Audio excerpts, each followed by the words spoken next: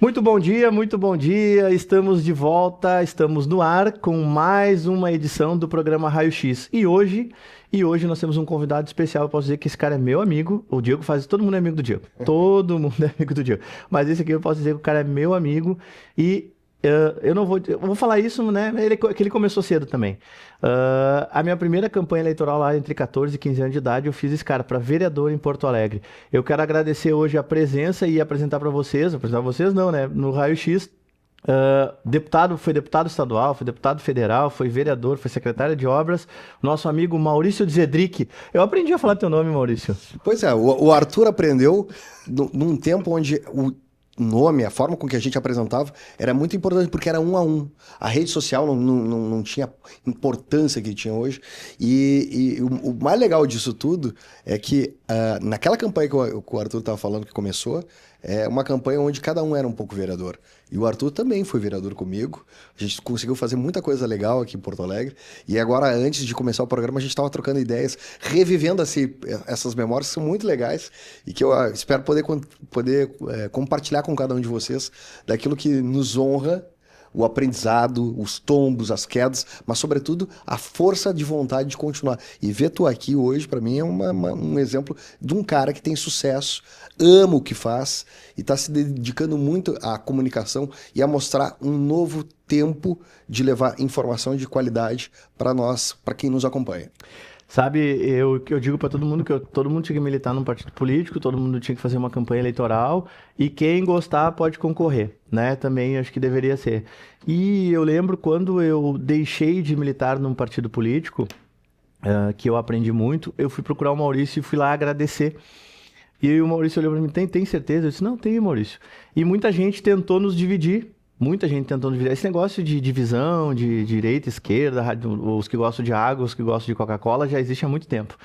Mas nunca carreguei isso no meu coração. E eu quero te dizer isso, Maurício. Eu tenho aprendido uma coisa. A gente tem que dizer que gosta das pessoas, que ama as pessoas, que admira ela enquanto elas estão aqui com a gente. Porque também a gente tem o péssimo hábito de falar a pessoa virar a melhor coisa do mundo depois que morreu. É tipo os artistas, sabe? Ah, o cara é a obra de arte dele vai valer milhões depois que ele morrer. Não, cara, o que ele vai desfrutar daquilo?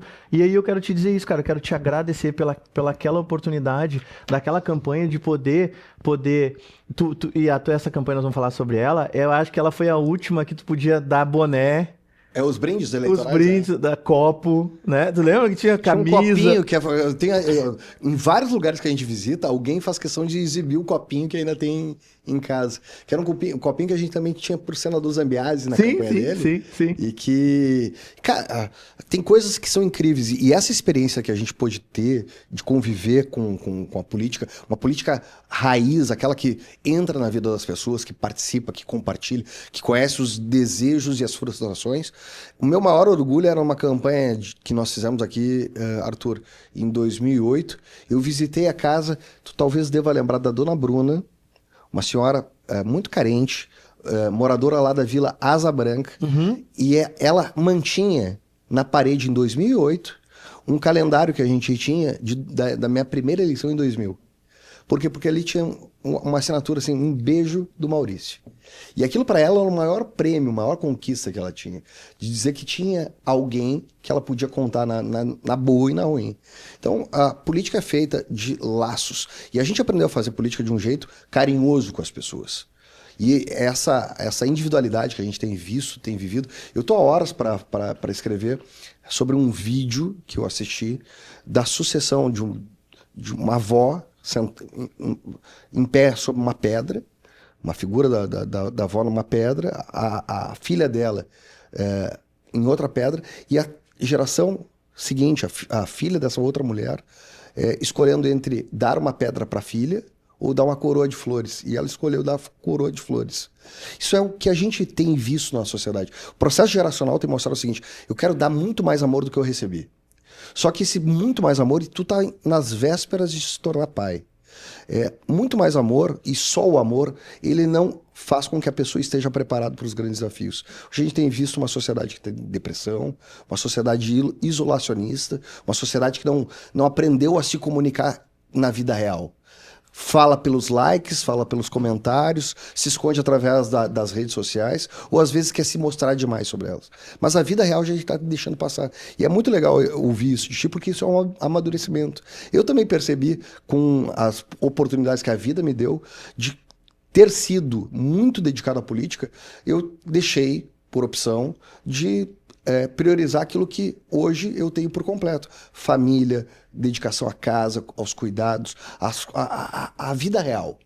E é muito legal isso, porque a gente está vendo que a gente está envelhecendo, Arthur, mas está trazendo aqui as experiências que são boas e as experiências que nos ensinaram para mostrar que a vida acontece com a nossa participação. E esse convite que eu faço aqui, o Porto Alegre 24 Horas, tem movimentado, tem mobilizado as pessoas para que acompanhem através das nossas inserções, das pessoas que trazem aqui seus relevos que são importantes para mudar a cultura, porque a gente precisa de gente boa fazendo política boa, a gente precisa de ti que nos assiste, acompanhando aquilo que está acontecendo, porque é sob nossas vidas que as decisões são tomadas quando a gente ou é omisso ou pode ajudar a construir e a participar e a mudar a realidade do Rio Grande.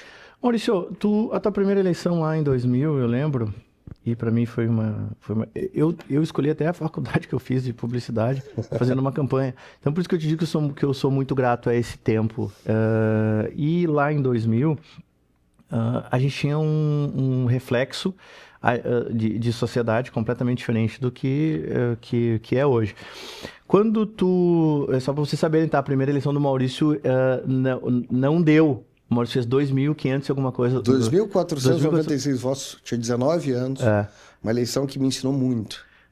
Quando essa foi a tua primeira frustração eleitoral, digamos assim, tá? Se tu fosse... Esse foi meu maior ensinamento. Na arrancada aprender que eleição não é só ganhar. E a certeza e a segurança que eu compartilho com todo mundo que eu tenho oportunidade de conversar, eleição, tu é um verdadeiro vitorioso quando tu sai maior do que tu entra. A eleição, a regra é perder, né? A exceção é ganhar. A exceção é ganhar. A exceção é ganhar. E às vezes tem aquele negócio que a galera fica brincando, que a Dilma diz, nem todo mundo que vai ganhar vai perder, mas quem vai perder vai ganhar. Mas quando tu te elege em 2004, que é a eleição aquela que muda o cenário de Porto Alegre, e passa pela mão do PTB, na qual tu dirigiu durante muito tempo, porque eu digo assim, o PTB e o PPS cabiam numa Kombi. É verdade. Era o Fogaça e o Eliseu Santos, né, batalhando, e os candidatos a vereadores lutando contra uma estrutura que estava há 16 anos no poder. Sim. Tu imagina? Mas tinha na figura do Fogaça, e o slogan, não sei se tu vai lembrar, fica o que tá bom, muda o que não tá. E um solzinho no fundo do Fogaça, Eliseu Santos, lembra? Era o desejo do porto-alegrense. Cara, a gente... E talvez tenha sido isso o meu maior balizador de política. A gente tem que pensar em soluções que estejam fora da caixa. Tem uma frase que eu carrego para mim, que diz que porta velha não abre caminho novo. E Porto Alegre estava insistindo na mesma porta há muito tempo. O resultado de uma cidade viva que era anunciada, que não existia, falta de atenção e uma ideologização política muito radical de um ambiente que Porto Alegre não quer conviver. Um ambiente de esquerda por esquerda naquela época. E o Fogaça veio para contradizer tudo isso. O Fogaça é um cara culto, um cara educado, um cara que tinha na educação uma maior forma de construir pontes. Foi ali que a gente começou a escrever uma nova história para Porto Alegre. E que eu tive a oportunidade, junto com ele, naquela eleição, de ter sido eleito. Recebi um convite que para mim foi muito difícil negar, que foi o convite de ser secretário de Juventude. E a segunda matéria mais querida que eu recebi foi justamente fruto dessa eleição. Uma repórter de um grupo aqui, um dos principais grupos de Porto Alegre, foi fazer um questionamento sobre como é que tinha sido a minha eleição. Tinha me tornado vereador e tal. E tu deve ter tido muito voto de Grêmio Estudantil, de Juventude. Eu disse, não. Muito antes pelo contrário. A minha maior votação, meu maior resultado, minha maior participação nessa campanha foi nos grupos de terceira idade, nos clubes de mães, nas associações comunitárias, porque lá o carinho importava para elas. No ambiente, quando a gente encontrava aqui os centros de convivência de idosos, muitas vezes é o único lugar que aquela pessoa tem carinho na semana. O idoso está em casa lá, relegado muitas vezes, só ao cuidado mínimo e porque está recebendo aposentadoria que está pagando as contas. E lá o Maurício dançava, brincava, fazia bingo, era o homem do saco, animava. E aquela matéria traduziu, tu, acima de tudo, Arthur, que é um comunicador, aquela matéria acertou a lead. Ela abriu com uma coluna inteira no jornal de Porto Alegre aqui, falando o seguinte: o queridinho das vovós. Eu lembro, eu vou dizer que eu lembro e fiquei magoari naquela época, porque a gente fazia campanha pro Maurício e tinha uma galera de jovem fazendo campanha, lembra? Né? E aí eu não entendia, óbvio, eu disse assim, meu Deus do céu, que nós se matamos fazendo campanha e esse cara me disse que é vereador das vovó. Né? Eu não vi uma vovó na rua. E tu sabe mas a gente não entendia, sabe, Maurício? É porque às vezes a gente dá um passo pra trás e enxerga a floresta. Naquele momento eu tava só enxergando o pé da árvore e eu lembro exatamente a foto, inclusive tu de um terno preto na frente da entrada sentado na mureta da Câmara de Vereadores. A segunda melhor matéria. A primeira, que eu digo sem sombra de dúvida, foi uma matéria, quando fui candidato a prefeito aqui em Porto Alegre, foi uma entrevista na minha casa, no meu dia a dia. O que era a minha rotina? E aí a gente vê que nem sempre a gente consegue comunicar aquilo que realmente nós somos. E é por isso que a importância das pessoas participarem. O fato da tua jornada ter te oportunizado caminhar, conhecer, viver, tu sabe as dificuldades que a gente enfrenta. Sabe quanto dói para uma pessoa não ter chance de ter um acesso digno à saúde, à escola, à creche, à rua asfaltada, à segurança? Esses são valores que a gente tem que levar também para o nosso lado empresarial. E o nosso lado social, independentemente se faz através de política ou se faz do voluntariado, marcaram a vida do Rio Grande do Sul, em especial agora nesses últimos episódios de crise climática, que a gente viu o que o gaúcho tem de melhor e também o que o gaúcho tem de pior.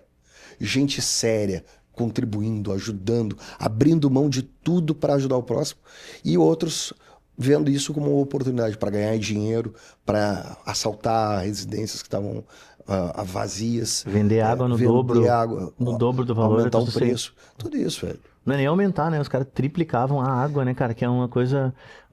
meu falecido avô, minha avó dizia assim, não se nega água nem para inimigo. O caso aquele de uma senhora que foi no mercado e pegou todo o saco de arroz. E a repórter, de uma forma muito audaciosa, perguntou: mas tu acha certo isso? Eu tenho que cuidar do meu primeiro. É isso que a gente estava vivendo. E viu isso em muitas pessoas. Mas viu muito mais o voluntariado, a gratidão, a oportunidade de ser solidário com o próximo, que foi uma matriz que nos uniu. A solidariedade sempre foi o berço da nossa trajetória, da nossa construção. Fazer isso fazia a diferença. E hoje a gente tem visto que tem muita coisa que é narrada em vídeo, em rede social, que acontece só no mundo virtual. Não acontece na vida real. E é essa frustração que a gente muitas vezes carrega. Precisa entender e participar de que nosso papel em processo de decisão é muito importante. Não só acompanhando aquilo que está se mostrando através dos feeds, mas sobretudo acompanhando aquilo que está acontecendo na vida real da cidade. Tu acabou falando aqui, o vereador das vovós, e sempre, obviamente, é um cara novo, né? Começou cedo na política também. Até então, tu não era um cara tão digital, tão de rede, né? Tu não tinha esse perfil. E eu acredito que é muito por causa dos teus valores de não conseguir encarnar um personagem. Como é que tu tem lidado agora com isso para poder levar a tua mensagem? Porque tu falou agora da enchente, tu me fez pensar o seguinte, faltou um Maurício na enchente, então, com um mandato. Porque ali por muito pouco tu não entra na última eleição, né? Muito pouco. Foi um problema da nominata. Sim. E isso eu faço questão de compartilhar com todo mundo, que nós fizemos a votação para quase alcançar 2 cadeiras. Eu fiz 77 mil votos na última eleição. Só que quando a gente escolheu vir para o Podemos, montar o Podemos no Rio Grande do Sul, só existiu o nosso mandato lá em Brasília para segurar a ponta de estruturar partido, construir diretório, fomentar candidaturas. E a gente, em 6 meses, que era o prazo da lei, não conseguiu fazer tudo isso. Ainda assim fez quase a 2ª cadeira, fizemos 2 deputados estaduais, foi um grande... Eu não posso dizer que saí derrotado, eu saí um vitorioso, porque hoje a gente tem uma estrutura partidária que combate, contrasta com tudo aquilo que a gente viu e vê outros contarem. Porque, infelizmente, eu tenho dito que o maior mal da política é tu perceber facilmente quem é o teu adversário, ele tem outro candidato, tem outra bandeira, tem outra camisa, tem outras ideias, tem outros valores, mas não consegue enxergar muitas vezes que o inimigo de verdade caminha ao teu lado, que tá disputando espaço contigo e acha que para crescer precisa te destruir. Enquanto tem um mundo de oportunidades na rua. E o retrabalho é uma coisa na política que é muito ruim, porque tu lida com esperança.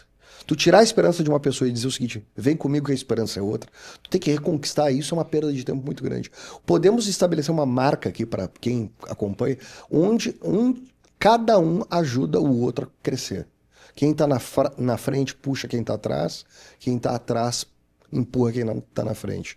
E digo isso porque eu fui vítima disso, fui escada muitas vezes. Mas a gente, ao mesmo tempo que serve de escada, também quer estar no palanque, que também quer ter o holofote. E é essa oportunidade que a gente começou a construir no Podemos. E essa é uma natureza que faz com que pessoas que tenham e creiam nesses valores fiquem, e quem arrediu esse comportamento acaba se afastando por natureza. Porque time é isso. Política é um time. Política joga junto. E isso a gente encontra muitas vezes, não é só na política, Arthur. No time de futebol, o cara não passa a bola para te fazer o gol. Tu perde um campeonato, faz disso, né? Faz uma entrada mais dura. Na igreja acontece isso. No CTG acontece isso. E muitas vezes até na própria família da gente. Aquele parente que torce pelo teu insucesso. Ou que se incomoda com o teu sucesso. E isso é uma coisa que a gente entendeu e humanizou. Eu creio que a política precisa ser humanizada. Ela precisa ter toque de pele, ela precisa ter olhar, ela precisa entender as dores, porque hoje em dia a gente não precisa grandes leis. A gente precisa colocar em prática aquilo que existe e desburocratizar acesso à informação para quem está com os perrengues batendo na porta e não tem alternativa nem com quem contar para transformar isso em solução. Maurício, tu falou da eleição de 2008, que foi o vereador mais votado e mais jovem no sul do Brasil, o mais votado em Porto Alegre, né? Obviamente no estado do Rio Grande do Sul. Isso veio fruto do teu trabalho, porque tu deixa de ser, tu seria candidato a deputado pós 2004, 2005, a gente estava preparando a eleição para deputação estadual. Para deputado estadual. Eu lembro que o Zambiase te chama, né? Eu lembro até hoje, uma vez eu tive com o Zambiase, e aí um amigo nosso, eu tinha 17 anos, eu acho, e um amigo nosso estava na reunião com o Zambiase, eu terminei de falar, o amigo nosso, o Nenê, que estava na Ceasa, né? O Nenê olha pro Zambiase e diz assim, peraí que eu vou apertar a tecla SAP. Porque eu naturalmente falava com gíria, né? E eu vi que o Zambiase estava me olhando assim, né? E pra ver como eu guardo muito a memória daquele tempo, porque foi importante. Naquele período ali que tu escolhe não concorrer, não escolhe, porque tu queria. E tu tinha convicção tu tinha convicção que te elegeria porque tu tinha um bom trabalho de vereador ali e tu vinha com recal, não é à toa que elegeu tu e a Manuela naquele ano, e aí aquela 0 hora que tu tava falando, que eu acho que é a 0 hora. Dividiu e ela a página. Tu e ela a página, e depois ela logo depois vai a deputada e se elege. E tecnicamente tu te elegeria também. Naquele momento ali que tu abre mão e sobe para a Secretaria de Obras, não foi fácil para ti, né? Não foi fácil porque estava um processo. Projeto é isso. É tu projetar, estabelecer metas para alcançar patamares onde tu possa fazer mais transformação. Só que naquele momento, nós em Porto Alegre tínhamos uma condução que faria com que a gente perdesse espaços de mudança que a gente acreditou e investiu na campanha, que era o caso da Secretaria de Obras. Eu rejeitei o convite, com muita gratidão ao prefeito Fogaça, para ser secretário de Juventude. Porque eu achava que eu ia me limitar a um público que era importante, mas não dialogava na condução do mandato com o todo, né? Com o todo. É a história de olhar a árvore ou olhar a floresta. Mas nesse momento foi uma condicionante pro Fogaça. Fogaça também é um cara que queria fazer um desafio. Porque a solução fora da caixa era inventar coisas novas. E a Secretaria de Obras tinha, naquela época, uma má reputação para quem a ocupava, porque diminuía a votação, perdia voto, perdia espaço, arruinava a carreira política, que poderia ter sido um grande risco para nós, que estava recentemente começando, ou a chance de sucesso. E a gente sempre foi otimista para olhar pelo sucesso. Então, aquela oportunidade, a gente acabou assumindo como uma questão partidária de manter o partido unido e entregar resultado para a cidade. Foi quando a gente começou a pensar a Secretaria de Obras, não só como asfalto, cimento, e construção, parede, muro, tijolo. A gente começou a olhar a Secretaria de Obras pelo olhar da saúde, com a reforma nos postos de saúde, o olhar da terceira idade, com a recuperação das calçadas, porque quem mais tomba eram as nossas velhinhas, o olhar de desburocratização para trocar aquelas máquinas de tela verde para computadores modernos, para agilizar os processos. A gente acabou fazendo muita coisa legal através da governança. A ponto, e eu não sei se tu estava junto, eu acho que foi tu que organizou uma inauguração de uma praça, porque na Secretaria de Obras a gente trabalhava com iluminação pública. E lá no Passo da Mangueira, zona norte da capital, tinha um problema de assaltos. E a gente reuniu a comunidade e disse o seguinte, poxa, o problema é assalto porque tem escuridão, então vamos trabalhar aqui em conjunto com a comunidade, porque a gente precisa devolver a praça para o cidadão de bem. O resultado foi que a gente fez uma inauguração com o prefeito Fogaça, à época a senadora Ana Amélia, 2 bandas marciais que a gente nem sabia que tinha mais em Porto Alegre, padre, pastor, para inaugurar a praça, e cada morador que participou dessa construção levou um prato de doce ou um de salgado para um café colonial na praça. O resultado do investimento da Secretaria de Obras, R$9 mil. Mas a conquista, o tamanho, a importância que foi dada para aquele momento mostrou que, independentemente da quantidade de valor, tu tem que fazer a comunidade participar. E isso foi o grande viés da Secretaria de Obras. O que nos fez ter o resultado que nós tivemos de mostrar que Porto Alegre dava para dar certo, acreditando e pensando fora da caixa, como a gente sempre defendeu.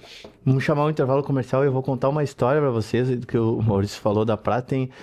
Tem um programa, a gente reclama das calçadas, mas a calçada é responsabilidade do proprietário, tá?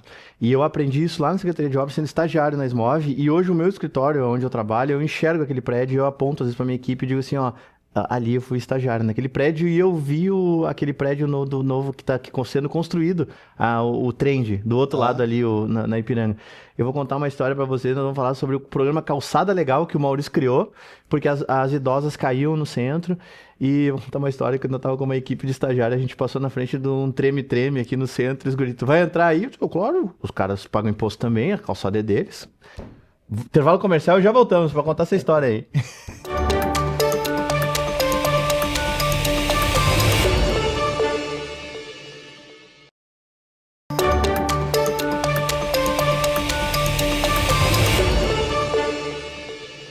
Voltamos e eu falei para vocês que ia contar a história do programa Calçada Legal que o Maurício criou quando secretário de obras aqui em Porto Alegre no governo Fogaça. Tinha um desafio de mobilizar as empresas, os proprietários. Primeiro foi pelo centro, pelas empresas no centro, depois se espalhou pela cidade. E nós estávamos caminhando ali pela uma rua no centro e tinha aqueles estabelecimentos que só pode falar depois do horário noturno aqui. E eu disse, não, vamos entrar ali para ver. Nossa, a gente levou um susto com as coisas que a gente viu, mas foi uma experiência engraçada. Maurício, na Secretaria de Obras ali, para a gente poder fechar essa história da Secretaria de Obras, tu criou o Calçada Legal. Eu, como era estudante e militante do movimento estudantil, tu nos incentivou lá a conversar com as escolas e dizer assim, tipo, vê as escolas onde não tem calçada e meio-fio, faz o seguinte, ó... Refletores. E refletores, refletores, isso aí. E diz o seguinte, ó, vamos fazer o seguinte, se a escola, a comunidade se juntar e comprar lá a pedra grés e o meio-fio, a Secretaria de Obras... dava mão de obra. Dava com a mão de obra, né? E até hoje, se tu for lá no Belém Novo, no Glicério Alves, se tem calçada hoje, foi na tua gestão. De onde é que vinha essas tuas ideias, esse teu olhar diferente? Porque, que nem eu te falei, nós estávamos conversando aqui no off... graças a Deus tu vem de uma família que te deu condições, estrutura familiar boa, uma condição financeira legal, tu não tinha tanta vivência assim daqui a pouco nas dores da cidade, e às vezes é difícil isso. Hoje eu consigo entender que é mais difícil quando tu nunca viu um problema, se associar a ele e querer resolver, do que tu tá ali naquele problema o tempo inteiro, porque quem tá ali é natural, né? Então, de onde é que tu trazia essas inspirações assim para resolver um problema simples, calçada? Principalmente da frustração que a gente tinha em ter o resultado alcançado. Porque, tu falou muito bem, a responsabilidade da calçada é do proprietário. Só que a multa que a prefeitura entregava aquela pessoa, era para uma multa muito pequena. Sequer chegava a ser executada. E aí a questão de educação pela finança, pela multa, era muito pequena. E aí quando a gente resolveu entender a dor que tinha, cara, eu vi várias vezes os idosos nos grupos de terceira idade aqui em Porto Alegre, ou com o braço quebrado, ou com o joelho ralado, de ter caído em calçada. E os fiscais, eles não tinham mais a força de constranger o proprietário a executar a obra. Então a gente fez o seguinte, vamos fazer o constrangimento moral das pessoas.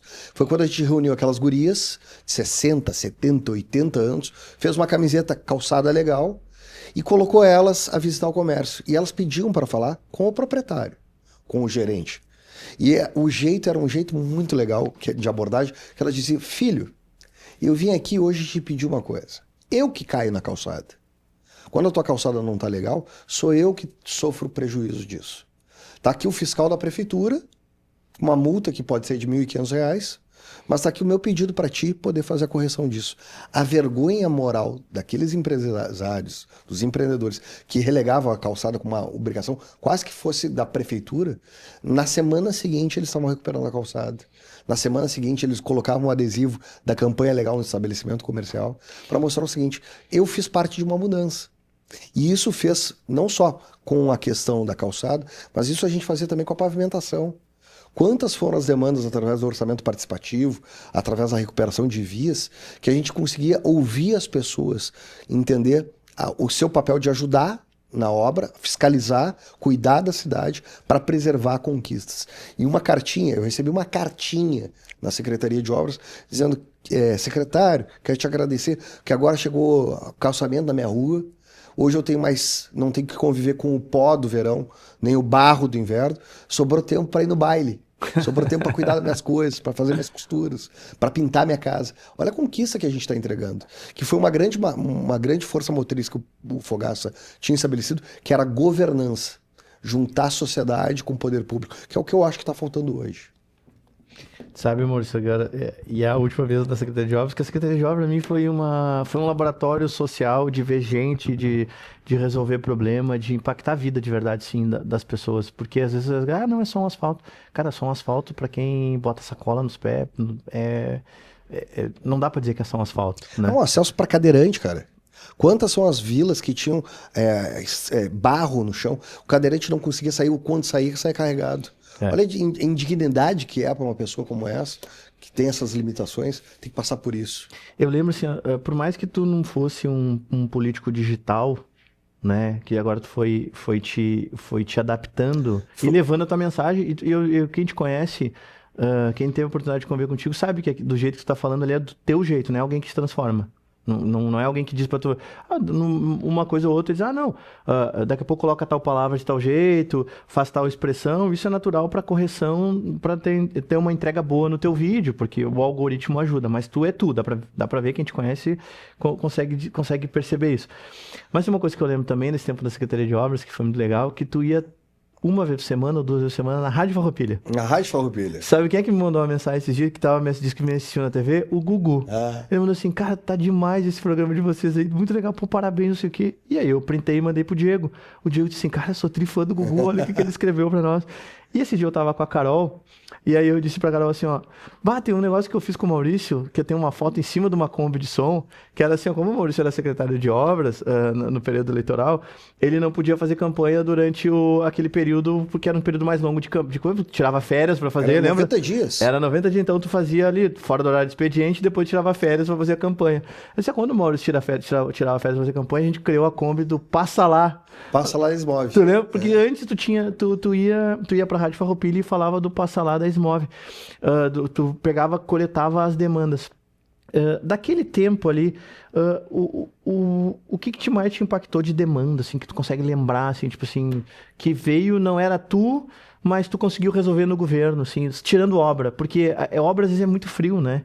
Mas eu sei que lá tu recebia milhares de demandas.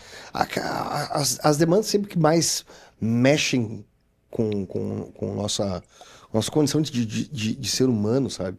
São aquelas relacionadas à saúde e à violência. E a gente já tinha sido, quando vereador, o autor da lei que criou o banheiro infantil, não sei se tu lembra. Fruto de uma No experiência. shopping? Tu lembra que era uma briga os shopping? Fruto de uma experiência, sabe do quê? De um amigo meu que me disse o seguinte: "Cara, eu tenho 1 hora pra ficar no shopping." Eu perguntei: 1 hora por quê?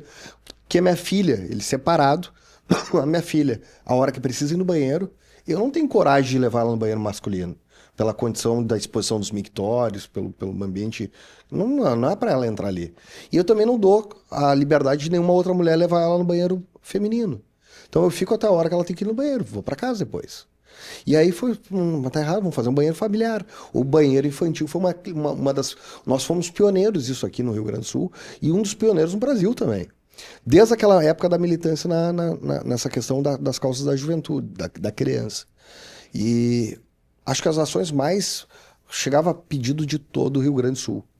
A gente acabava recebendo, coletando informação, sugestão, crítica, mas acima de tudo, o grito de desespero de muita gente aqui da região metropolitana e do interior, fruto da participação lá na rádio. Mas as maiores, o mais impactante era a questão de agressão relacionada à criança, o que fez com que fosse isso uma pauta do meu mandato. Depois, quando eu saio da Secretaria de Obras, eu assumo a condição de deputado federal suplente lá em Brasília, em 2010. Aceito um convite do governador para que fosse secretário da micro e pequena empresa, mas sempre tive essa pauta da juventude muito presente, da criança. Depois, quando eu me elegi deputado estadual, voltei ao tema. Porque daí, um dos primeiros projetos que nós fizemos foi a criação aqui no Rio Grande do Sul do banco estadual, do cadastro estadual de pedófilos. Uma ação que a gente já estava vendo, fruto dessas experiências. A violência infantil sempre foi algo muito, muito impactante para mim. E depois, quando a gente vai amadurecendo, vai virando tio, vai conhecendo, dando valor à importância que é deixar um bom fruto para uma sociedade futura, a gente sabe que criança tem que ser cuidada. Então, naquele período da Secretaria de Obras, acho que as coisas que mais nos marcaram foram essas questões de violência. Tu falou, né, da lei do banheiro, o banheiro infantil parece uma coisa pequena, hoje é óbvio, né, todo mundo já tá à procura, já tem o trocador, já tem tudo. Tu sabe, só que agora eu lembrei que foi uma polêmica, agora eu lembro que tinha muita gente, cara, tu recebeu um monte de pressão de empresário, eu lembro? Para não acontecer. Para não acontecer. E aí, cada pressão a gente aumentava, era shopping, teatro, cinema, estádio de futebol, todo mundo tinha que fazer. E aí a galera do movimento estudantil no qual eu militava dizia assim, achei que o teu vereador era defensor dos empresários. Eu olhava pra ele e dizia, não, cara, o cara defende a loja, o cara é vereador, defende a cidade, e se ele tá vendo aquela dor, ele vai resolver aquela dor. Isso foi uma coisa que gerou, eu lembro, porque... Uma polêmica muito grande. Uma polêmica gigante na cidade, um banheiro. Aí agora tu falou, agora eu voltei. Tu vê, amor, isso que é importante a gente relembrar algumas coisas. Tipo assim, cara, uma lei que tem início, meio e fim. E o fim dela é todo o estabelecimento comercial grande que abrir tem que ter um banheiro para trocar. Uma lei que saiu do mundo do discurso para a realidade. Hoje eu sei porque eu frequento com os meus sobrinhos os banheiros infantis. E aí eu digo isso aqui com muito orgulho. Isso aqui não tinha na nossa época. Isso aqui foi uma ação que nós fizemos aqui, inauguramos para Porto Alegre, serviu de exemplo para muita gente copiar e colar. E que bom, porque tá fazendo a diferença lá. Tu tem que falar mais dessas coisas, Maurício, porque as pessoas às vezes precisam relembrar, porque hoje está cada vez mais fluido a comunicação e as coisas, e as pessoas acabam esquecendo. Não, vou voltar no cara ali que falou mais bonito. Vou te dar um outro exemplo. Eu fui em Brasília, o cara que mais incomodou para a gente aprovar a lei do Bom Samaritano. A lei que faz com que a gente cuide ou trate melhor a questão do desperdício de alimento. Quando eu cheguei em Brasília, restaurante, mercado, estabelecimentos comerciais que produzem alimento, o excedente não podia ser doado, porque cabia, caso tivesse alguma intercorrência, uma ação civil e penal, uma imputação civil ou penal para aquele que doava. A gente transformou isso em passado e hoje esses estabelecimentos podem doar alimentos sem o risco de sofrer consequências por conta disso. Quanto alimento é jogado fora? Isso é uma política que saiu do discurso e mudou a vida prática. Isso tem aumentado e tem capacitado ainda mais a formação de bancos de alimentos por todo o Rio Grande. E é uma realidade que está levando comida boa para quem precisa. Em especial porque aqui na Assembleia Legislativa, quando eu fui deputado, eu fui o autor, fui o presidente de uma comissão que tratou de combate à obesidade infantil. E hoje a gente não vive mais os bolsões de miséria que já tivemos. Fome é muito difícil passar, mas a gente está passando por um período onde a gente está vendo crianças se tornarem dependentes de remédio muito cedo por conta da má alimentação. Sim, a alimentação ultraprocessada, né? Ultraprocessada, carregada de sódio, de açúcares, fazendo com que hoje crianças sejam dependentes de remédio de pressão alta, de colesterol, fazendo com que, associado a essa carga de alimento, de problemas, tenham mais de 60 tipos de doença. Então, a política não é só discutir como é que está a guerra, a economia, o mundo, o petróleo, o óleo. Política é discutir quem é que está levando comida para dentro da tua casa, se não é tua. A gente tem que aprender a ler rótulo. E uma das coisas que eu levei quando deputado federal, membro do Parlasul, do Parlamento do Mercosul, a gente precisa mudar o rótulo, explicar que a caixinha de suco não é suco, é néctar, que vem 5, 10% de suco de fruta e o resto é açúcar e água. Fazer com que o impacto disso aconteça aos olhos do pai e da mãe que leva alimento para dentro de casa e acha que está fazendo bem para o filho e está justamente fazendo o contrário. E eu tô te sensibilizando agora porque tu vai te tornar pai. Tua preocupação é justamente essa. Os cuidados e são coisas, são propósitos. Política tem que ter propósito, gente. Eu tive a oportunidade de ser secretário da micro e pequena empresa e lá a gente escreveu história para milhares de pessoas. Milhares de pessoas. Mais de 115 mil gaúchos com o programa Gaúcho Microcrédito. Vou contar aqui essa história, Arthur, porque não sei se tu vai lembrar dele. A gente atendia um feirante aqui na Feira Modelo do Parque Marinha do Brasil, ao lado do Gigantinho. O programa Gaúcho Microcrédito era um programa que prestava de R$100 a R$15 mil para quem era empreendedor. Fizesse o que fizesse. Se fosse bom de brick, como eu ouvi essa expressão, ele tinha acesso ao microcrédito. Dinheiro para investir na empresa, dinheiro para comprar material, para reformar, para pagar uma dívida, para poder se restabelecer. Esse feirante que vinha 2 vezes por semana para Porto Alegre, ele saía de Montenegro, carregava a Kombi com pão, bolo, cuca, salame, queijo, para vender ali no Parque Marinha do Brasil. Ele foi beneficiado com o programa do microcrédito uma vez, investiu em produto, viu que dava certo, continuou sonhando com o futuro. E na cidade dele, que é Montenegro, ele percebeu o seguinte: cara, não tem um café gourmet na minha cidade. E eu trabalho com grãos, com granola, com farinhas, com isso, aquilo. Vou botar um café gourmet. Só que os R$15 mil que o programa emprestava era pouco. Então ele se uniu ao irmão e cada um pegou R$15 mil e alugou uma loja no centro de Montenegro. E essa loja eu fui na inauguração, era um corredor, tinha uns tachos assim, cheio de granola, frutas secas, proteína do whey, produtos orgânicos. E agora, recentemente, nós voltamos a Montenegro para inaugurar o programa que, enquanto estive no Badesul, a gente estava formulando, que é o programa Microcrédito. E eu convidei o Cirico para ser um dos palestrantes. Esse cara que há 15 anos atrás era um feirante na Feira Modelo de Porto Alegre. E ele foi fazer a palestra dele e disse o seguinte: eu comecei há 15 anos atrás, com R$15 mil, e hoje eu sou dono de uma empresa que trabalha com granola e com grãos, com temperos. Eu vendo granola para 6 estados do Brasil. Eu exporto granola premium para a Austrália. Eu tive por um bom período os snacks de voo da American Airlines fornecidos pela minha empresa. E hoje a empresa que eu comecei fatura R$15 milhões por ano. Então essa história de sucesso, que não é um caso, são 115 mil casos de gaúchos que foram beneficiados com o propósito de ver as pessoas crescerem, de se emanciparem. E isso é a razão do que eu encontro. E o Arthur conhece a minha família, o Arthur conhece meu pai. Eu tive por um longo conflito de geração, eu sou primogênito lá de casa, e meu pai muitas vezes me criticou porque a política é uma via difícil. Ela não encontra muito carinho, ela encontra muito mais ataque. E meu pai muitas vezes me questionou: qual que é a tua bandeira? E eu não conseguia encontrar uma bandeira. A gente lidava com tudo. Ou era com a terceira idade, ou era com a juventude, ou era com o emprego, ou era com a criança, ou era com a saúde, com a assistência social. Eu não conseguia, eu não tinha tido coragem de dizer para ele: essa é a minha bandeira, esse é o meu propósito. E passaram-se 28 anos e olha só como são as coisas. Em 2019, eu era vice-líder do governo Bolsonaro na Câmara dos Deputados e fui procurado por uns médicos do Grupo Hospitalar Conceição para apresentar um projeto de importância que eu julgava muito legal, porque ia na minha vibe de pensar fora da caixa. E eu protocolei em Brasília um projeto que cria o Banco Nacional de Combate ao Câncer. O que é o Banco Nacional de Combate ao Câncer? É uma reunião dos estudos experimentais, são milhares de estudos que estão acontecendo, não necessariamente importam cura para a pessoa, mas às vezes podem tirar do leito hospitalar para casa, dar autonomia para a pessoa, melhores condições e até mesmo curar. O caso daquela cientista de Campinas que está conseguindo fazer com que 6 pessoas voltassem a andar quando elas estavam com condenação de ficar presa a uma cadeira de rodas ou a uma maca pelo resto da vida. É um estudo experimental na área que ela atua. O Banco de Combate ao Câncer trabalha com esses casos. E eu tinha importância, eu sei o que significava uma reunião como essa, e lutei muito para que ele tramitasse a Câmara, e tramitou bem.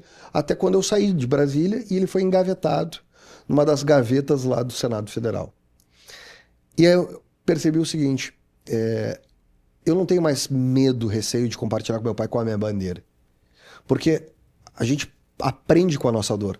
Em agosto do ano passado, meu irmão foi diagnosticado com câncer, meu irmão mais novo, com câncer de tireoide.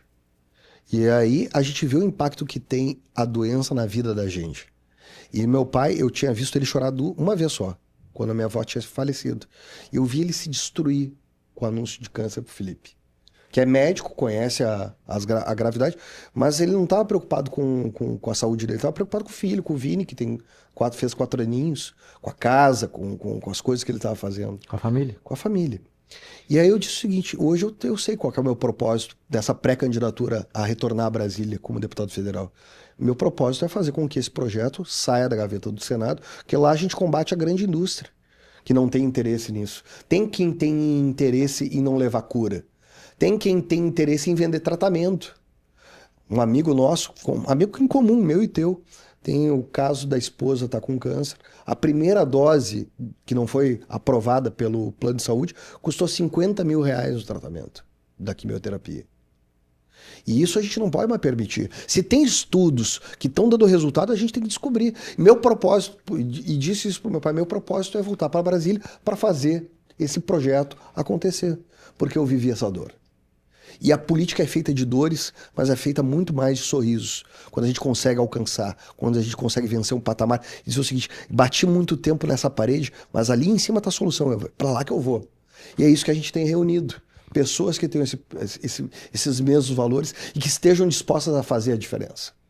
Sabe? Eu, se precisar discutir a economia do Brasil, não tem problema, eu discuto. Mas eu quero discutir aquilo que está te apertando, qual o teu caso, o teu problema, e trazer isso para a vida real, o cotidiano que a gente tem visto. Porque é muito bonito naquilo que a gente tem assistido de candidato que sobe num palanque, fala, traz muito dado, traz muita informação, mas na vida real não faz nada em prol de que verdadeiramente as coisas aconteçam. E a gente tem um legado aqui que pode ser testemunhado. Então, assim, o Maurício de hoje, que há 28 anos atrás, daqui a pouco não sabia qual é a sua bandeira, hoje tem uma bandeira muito clara. E é difícil tu reconhecer isso, né? Até falar publicamente, né? Porque levou 28 anos, meu velho. E às vezes as pessoas hoje também têm um surto de ansiedade numa geração que elas já querem descobrir tudo agora, né? Tudo num período assim, e entregar. E legal isso tu falar isso, Maurício, porque tu incentiva as pessoas a dizer o seguinte, cara, não tô errado não ter ainda não descobrir o que eu defendo. Na política, no relacionamento, na amizade, no que for, na vida. Uma hora tu vai encontrar. Só que eu falei aqui da avó, da mãe, da geração seguinte, nós estamos assistindo e a gente está vendo uma geração que está sem propósito. O propósito é num prazo de muito curto tempo. Descartável.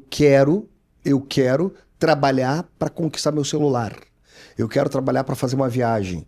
Eu quero trabalhar para comprar uma moto. As pessoas não estão preocupadas com o médio e longo prazo. E isso é uma coisa que a gente tem sensibilizado. Porque eu sou um defensor hoje, e legislo em causa própria, do emprego mais 40.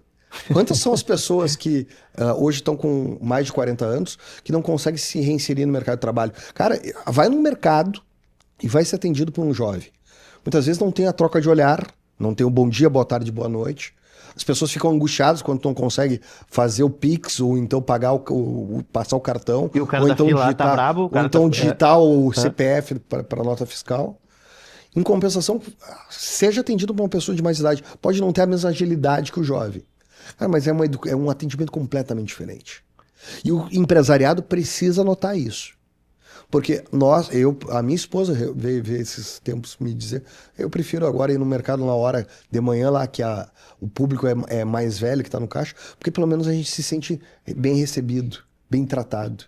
Olha a diferença que tem, o impacto que tem isso. A gente está envelhecendo, está vendo coisas que estão acontecendo, que estão perdendo sentido. E a gente vive num estado onde o índice de idosos, né, ele vai subir, é um estado mais velho da nação, né, com proporcionalidade, e isso é qualidade de vida também, né, longevidade e tá tudo certo. Tu falou agora sobre isso, hoje lá eu trabalhando com a gente, tenho um autista, tenho pessoas com 18 anos e tenho pessoas com 60.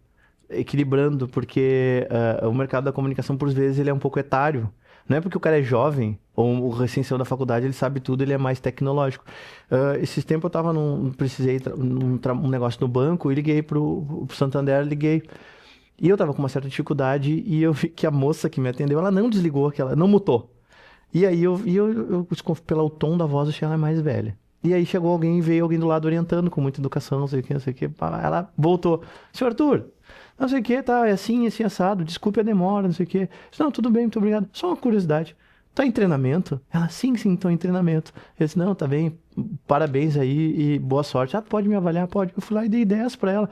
Demorou, teve todo o percalço, mas às vezes falta isso, né, Maurício? De se comunicar, de falar, de dizer, tipo, às vezes eu digo pro pessoal, é igual quando tu tá no supermercado, cara. Se tu vê alguém com um crachazinho em treinamento, cara, tu tem até que ajudar. Seja educado, pelo menos. Seja gentil, gentil, né?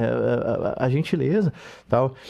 Maurício, a gente está indo para o final do programa e eu gostaria muito de te ouvir sobre os teus projetos ou o que tu pensa da questão da pedofilia e da defesa da criança. Porque, se eu não me engano, tu tem a lei do cadastro do pedófilo. Me corrija se eu estiver errado. Mas o que eu percebo, assim, parece que tem uma... Cara, parece que tem uma coisa difícil de um tabu, alguma coisa de tu expor essa informação. Não é uma questão de expor as pessoas e não é uma questão de deixar o dado solto para todo mundo ficar julgando alguém, né? Mas... e também tem aqueles que vão para a ideologia. Não, tem os que dizem, o pedófilo é um doente, e tem os que dizem, não, o pedófilo é um bandido, né? Tem os que querem proteger, uns que querem matar, acabar, exterminar. Mas pelo que eu percebi ali, tu quer resolver o problema quando tu traz esse assunto para a luz do holoforte. Que peta isso? Como é que isso anda? O cadastro de pedófilos é lei aqui no Rio Grande do Sul. Lei minha, inclusive.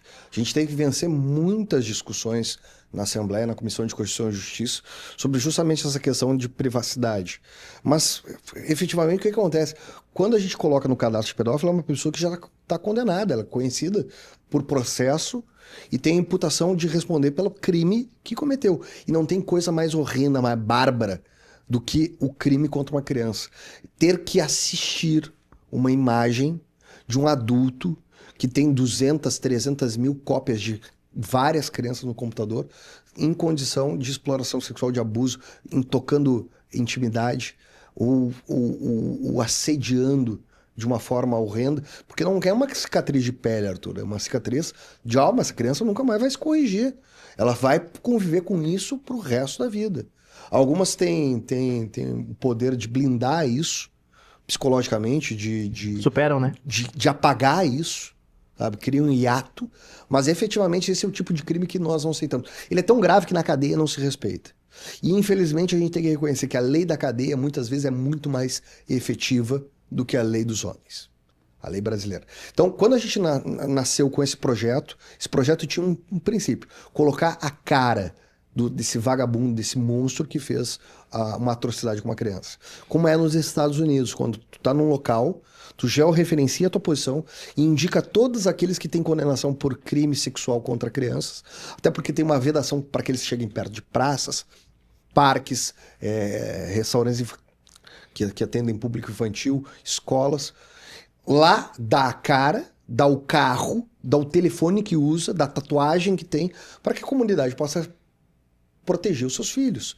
E aqui, infelizmente, nós tivemos que, por muita força, lutar contra o sistema. A gente aprovou aqui no Rio Grande do Sul que ainda falta uma série de operações para que potencialize o trabalho dos conselheiros tutelares. Eu, em Brasília, trouxe muita emenda para conselho tutelar, que muitas vezes o conselheiro tutelar está relegado a uma sala do fundo da prefeitura, não tem carro, não tem motorista, não tem condições de fazer um curso de capacitação, porque aqui no Rio Grande do Sul não vai aceitar a criança ser explorada sexualmente. E é uma realidade do Brasil. A cada 8 minutos, uma criança é violentada, uma criança é estuprada. Então, o temor também que tem de divulgação é porque em 90% dos casos acontece com alguma pessoa muito forte, muito próxima ao vínculo familiar. Ou é o pai, ou é o avô, ou é o tio, ou é o vizinho, ou é o padre pastor. Agora, recentemente a gente estava conversando em off do padre de Guaíba que foi condenado a 47 anos de prisão. Ele estuprava as crianças na sala paroquial, na casa paroquial. E são inúmeros casos como esse que a gente vê acontecer. Só que aí, qual que é o problema e qual que é a missão que eu tenho? Infelizmente, eu fui o autor da emenda que, em Brasília, ajuda a elaborar o cadastro de pedófilos. Ele foi aprovado, foi sancionado, mas até agora o governo federal não regulamentou o cadastro. Uma disputa que tem o governo federal, daqueles que creem que é o doente, ou é o criminoso, contra o Conselho Nacional do Judiciário, contra o CNJ. E isso a gente precisa resolver. A cada 8 minutos está se computando um crime contra a criança. Vamos colocar a prova, o teste pelo menos, de que dá para fazer um enfrentamento verdadeiro contra a criança. E a Polícia Federal tem feito muitas operações. Na minha época ainda existia as ações da Luz da Infância. São milhares de casos. Aqui em Porto Alegre, estudantes de medicina, psicólogo, não tem cor, não tem raça, não tem credo, não tem status social. Tem um monstro por trás disso. E a preocupação que os pais têm em não deixar os filhos na rua até tarde, mas infelizmente não deixam os filhos na rua até tarde, porque concordo que tem insegurança, mas deixam eles sozinhos num quarto na tela de um computador. E ali tem entrado o estupro virtual, os crimes virtuais. Não é só os golpes de levar vantagem nas pessoas. Ali tá entrando um cara que simula ser jovem, uma criança, falando com outra criança para pegar dado, para pegar foto, e colocar isso na rede mundial. Porque o Brasil ainda é tido como um dos principais produtores de conteúdo de pedofilia no Brasil, no mundo inteiro. E aí a gente vê Discord, vê a Deep Web carregado de imagens de crianças que são nossas filhas, nossos netos, sofrendo com esse tipo de violência. Então eu faço esse enfrentamento e eu não aceito. Pedófilo é bandido, é criminoso. Se a justiça brasileira não é capaz de atender bem ele no rigor da lei, coloca ele numa cela para ver o que os colegas de cela vão fazer com ele. Muito bom. Esse é outro Maurício, tá? Esse é o Maurício que teve que pedir perdão, tá? Eu pedi perdão a Deus, porque eu levei 2, 3 dias para fazer um comentário de um caso que aconteceu numa favela em São Paulo. Um maior de idade, outros de 16, 14 anos. Por isso que eu também creio que a gente precisa avançar imediatamente na redução da maioridade penal. Porque lá esse grupo de 14, 16, 18 anos pegaram 2 crianças que eu vi o vídeo porque tem relação com o delegado e tem relação com as pessoas, os atores do combate à pedofilia de São Paulo. Uma criança de 8 anos, uma criança de 10 anos, chorando copiosamente no banho depois de terem sido estupradas por esse grupo. Eles rindo daquelas crianças. E acreditar que para aqueles menores não vai acontecer quase nada. E para aquele maior de idade que foi preso depois de ter fugido para Brasília, ter que ouvir o guarda que o prendeu dizer o seguinte: infelizmente eu estou entregando ele com vida. Porque o que ele fez com aquelas crianças nunca mais... E não é só um problema geracional dos adolescentes, é problema de falta de pai e de mãe. Um Brasil que está cheio de gente precisando e querendo adotar crianças. Aí tu vê, tem muitas pessoas, e teu caso lá que atende uma pessoa autista, os diagnósticos de autismo ocasionam o quê? O diagnóstico entra pela porta da frente e o pai sai pela porta do fundo. Não é nem homem de assumir. Então a gente precisa combater isso. E esses temas são temas que a gente tem dor, mas não vê a política falar, cara. Prefere falar das ideologias, da troca de... Quanto tempo o Flávio ficou e quanto tempo o Lula ficou com o Trump? Nós vamos combinar, velho. A vida real tá passando e ninguém tá colocando a mão. É a hora da gente mudar. E muda com valores, muda com princípios e muda com atitude. Maurício, quero te agradecer. Deixa tuas redes sociais. Essa eleição, tu é pré-candidato a deputado? Federal. Para ser pré-candidato a deputado federal.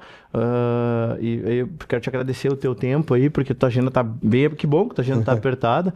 E porque depois do período eleitoral lá, a legislação, ela veda, né, a participação. A gente tava trocando ideia aqui para vir um bom tempo. E era sempre na estrada, sempre na estrada. Eu só tô na estrada. Esse dia eu vi um vídeo teu dirigindo e disse assim, eu lembrei do Maurício de 2000. O Maurício entrava no carro, tinha aquele... Era conhece a marca do carro, teu carro? Não lembro que era... Um Córdobas. Isso! E aí ninguém tinha carteira de motorista, ninguém tinha carro. Então ia no teu carro ou ia no do Cássio, né? Então, era uma caminhonetona? Isso. Ou ia numa Kombi, né? Fazer campanha. Então, cara, eu sou muito grato a esse tempo. Deixa tua mensagem aí, tua mensagem final, tuas redes sociais, pra quem quiser te procurar. Rede social é barbada. É @DepMauricioRS. Minhas redes todas estão lá, mas lá tem muito vídeo que a gente tem divulgado essas ideias que são transformadoras e que podem impactar de verdade a vida das pessoas. Então eu escolhi fazer política por esse caminho. Essa é a minha vocação. Eu sou o cara que um dia já sentou ao lado do Arthur num cordão de calçado para dividir um litrão de refrigerante, comer um sanduíche na rua, para mostrar para as pessoas que a gente estava na vida das pessoas antes, durante e depois da eleição. Nós somos quem somos, fruto das experiências, dos erros, dos acertos, mas acima de tudo do propósito que a gente tem. E é isso que me faz aqui. Teu propósito é levar informação de qualidade, meu propósito aqui é fazer a diferença e juntos, quando a gente entende que a nossa força se torna ainda maior, juntos fazer a transformação por uma nova Porto Alegre, por um novo Rio Grande, por um novo Brasil. Tu falou aqui agora de sentar na calçada. Esse dia eu encontrei o Marcelo Moraes. E aí tava alguém comigo. Eu disse, aí, Marcelo, lembra que tu em Santa Cruz e tal? A pessoa ficou me olhando. Ele fazia isso? Eu disse, sim, cara. O cara é gente que nem a gente, não é distância. Então, as pessoas às vezes também têm elas nos olham com aquela ótica daquele momento e acham que, né? Nem tudo é bom, nem tudo é ruim. Pra estar aqui já comeu um miúdo. Já. Maurício, quero te agradecer. Esse dia o Rigoto esteve aqui. Eu disse, lembro do seu jingle, tal, que eu andava. E eu lembro do teu jingle, que era assim, era assim, ó, seja vereador, vote no Maurício, é 14234. Né? Então, são coisas que me marcaram, porque eu participei dessa construção e das outras coisas também eu participei, porque a gente se conectou lá no passado e isso me ajudou a chegar aqui. Quero te agradecer a presença aqui, te desejar sorte, dizer que pode contar com a gente aí, tiver informação, tudo que tiver de conteúdo da questão da infância, nos manda para cá. Porque o Diego que fundou o Porto Alegre 24 Horas junto com a Carol, o Porto Alegre 24 Horas ele foi fundado, não é a minha principal atividade. Eu venho aqui para uma oportunidade porque eu gosto, não que eu não gosto de fazer o que eu faço, mas isso é uma coisa, é um dom que Deus me deu, é um talento, e eu tento usar ele para mostrar para as pessoas que dá para conversar com todo mundo e levar a mensagem de forma mais simples. A gente não precisa dificultar a mensagem para as pessoas poderem entender. E TV é massa, e massa de vez em quando olha, assiste, gostou daquele assunto, ela nos dá atenção. E esse assunto da infância, eu acho que da infância, da saúde, dos idosos, ele é uma causa interessante. Quando tiver conteúdo para cá, ou coisas que evoluírem, manda para cá, que a gente vai divulgar. Muito obrigado pela tua participação, a gente agradece a audiência e até mais. Tchau!